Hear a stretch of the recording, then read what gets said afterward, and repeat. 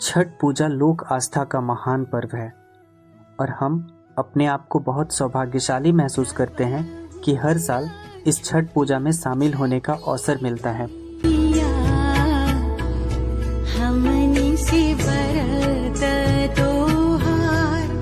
हम जब से इस दुनिया में आए तब से हर साल पूरी खुशियों के साथ छठ पूजा को मनते हुए देखे।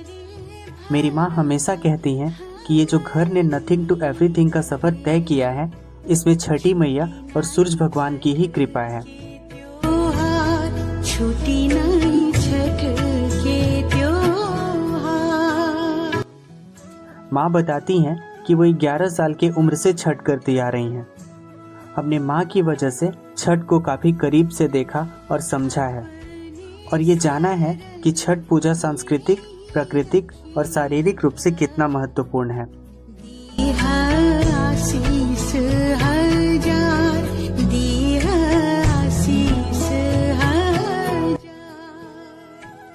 माँ बताती हैं कि ये छठ पूजा कठिन तो है, लेकिन ये व्रत करने वालों के अंदर एक अलग तरह की ऊर्जा प्रदान करता है।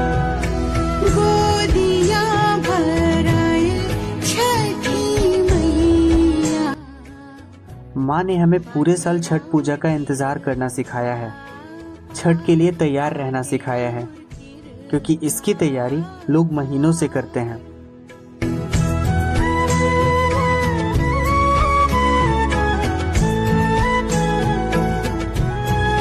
ये व्रत 4 दिन का होता है, जिसमें 3 दिन की कठिन निर्जल उपवास होती है।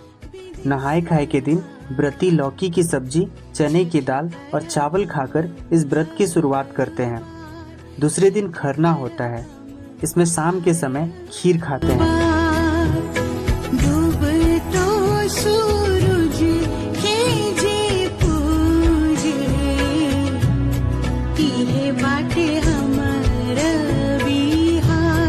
तीसरे दिन डूबते हुए सूरज भगवान को अर्घ्य देते हैं और चौथे दिन उगते हुए सूरज भगवान को अर्घ्य देकर व्रत का समापन करते हैं। माँ कहती हैं कि इस व्रत के पश्चात एक अलग तरह की ऊर्जा महसूस होती है। मन में सात्विकता बनी रहती है और सारी तामसी शक्तियाँ दूर होती हुई नजर आती हैं।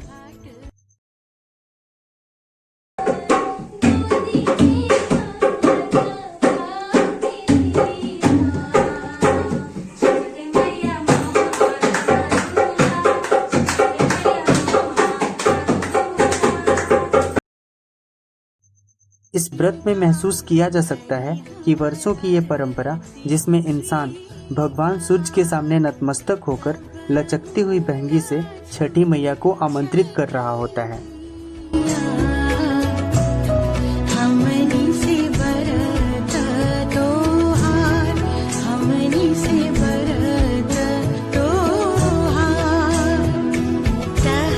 और यह देखा जा सकता है कि भगवान भास्कर भी खूब परीक्षा ले रहे होते हैं।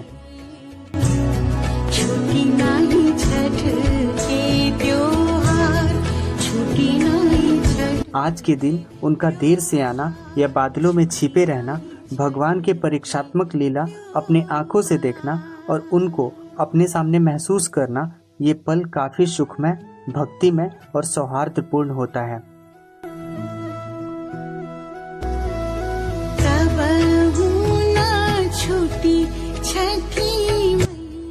माँ कहती हैं कि जब मेरे पास कुछ नहीं था तब से ये पूजा करती आ रही हूँ। फिर भगवान की ऐसी कृपा हुई कि आज मेरे पास सब कुछ है।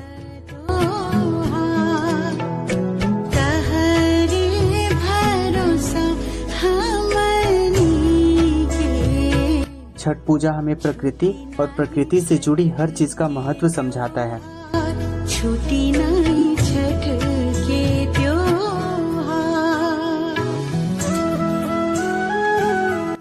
मेरी माँ बताती हैं कि अगर तुम छठ की बारीकी को समझते हो तो तुम्हें पता चलेगा कि ये त्योहार तुम्हें सक्षम तो बनाता ही है, साथ ही साथ प्राकृतिक सूझबूझ भी देता है।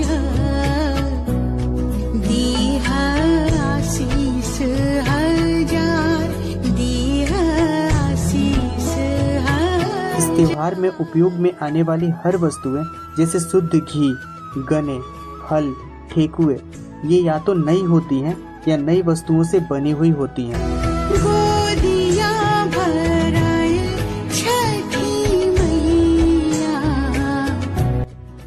अगर तुम्हें ये सारी वस्तुएं हर साल नहीं चाहिए तो तुम्हें पर्यावरण संरक्षण पर विशेष ध्यान देना होगा।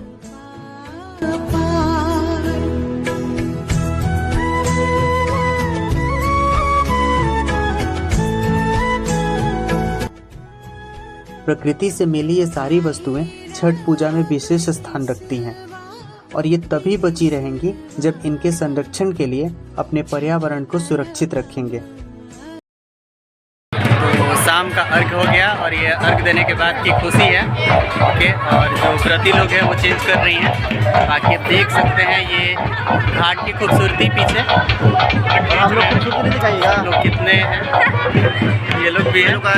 देखिए हम हैं, ये फोटो में आने की तरफ से हैं। ये लोग देखिए सोनम है, लक्की है, गोलू है। घाट की खूबसूरती आइए के प्रमुख जी का लड़का ए विक्की लोग में लालसा जी, ये लालसा जी के ये लालसा है जो हमेशा फोटो के लिए रोती रहती है। खिंचवाई भी आइए और बहुत मजा आ रहा है छठी मैया की। लेकिन दिक्कत था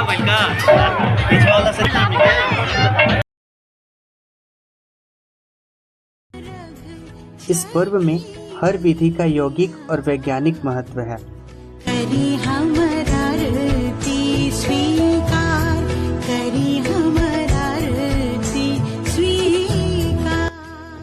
इस पर्व में कोसी भरने की जो परंपरा निभाई जाती है उसमें मानव शरीर के पंच तत्व के प्रतीक के रूप में 5 गने एक साथ रखे जाते हैं और उसमें रोशनी के लिए चारों तरफ मिट्टी के दिए लगाए जाते हैं।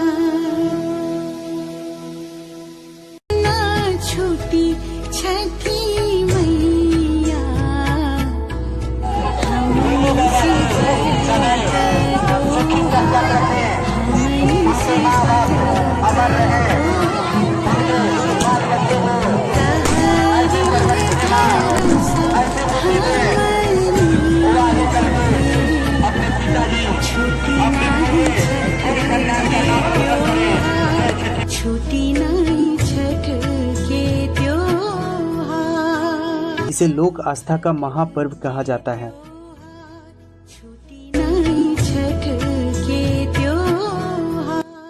यह एक ऐसा पर्व है जिसमें त्याग, समर्पण, सहयोग, संयम और सद्भाव शामिल है।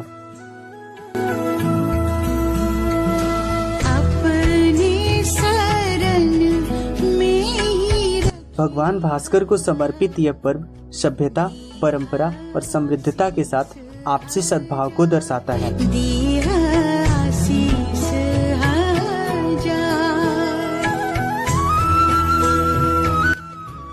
व्रत में 36 घंटे का निर्जला उपवास के साथ हमें इस व्रत में धार्मिक, सामाजिक, शारीरिक, मानसिक एवं आचारिक व्यवहारिक स्तर पर कठोर शुद्धता रखी जाती है।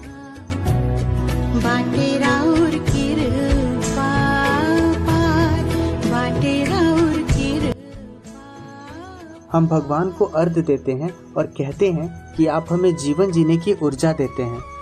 आपसे ही धरती पर जीवन का अस्तित्व है, इसलिए हम आपके प्रति कृतज्ञता प्रकट कर रहे हैं।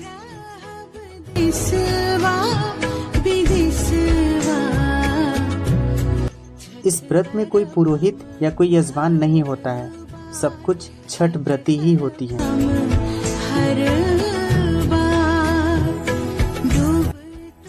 खासियत ये है कि दिया और सूप बनाने वाले लोगों को भी छठ महत्व देता है। हमें याद दिलाता है कि ये लोग भी सामाजिक व्यवस्था का महत्वपूर्ण और अभिन्न अंग हैं।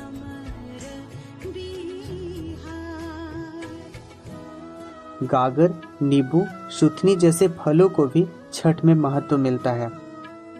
घर में उगे गन्ने, नींबू, आंवला छठी मैया सहर्ष स्वीकार करती है।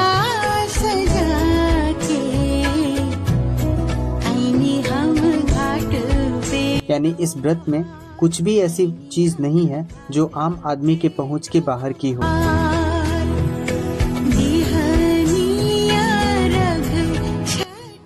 आप अमीर हो या गरीब, अगर आप व्रत कर रहे हैं तो आपको अपने हाथ से प्रसाद बनाना ही होगा।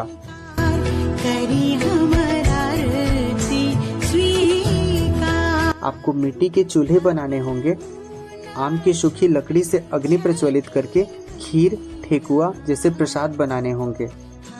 खुद अपना गेहूं धोकर सुखाना होगा, जाते में उसे पीसना होगा।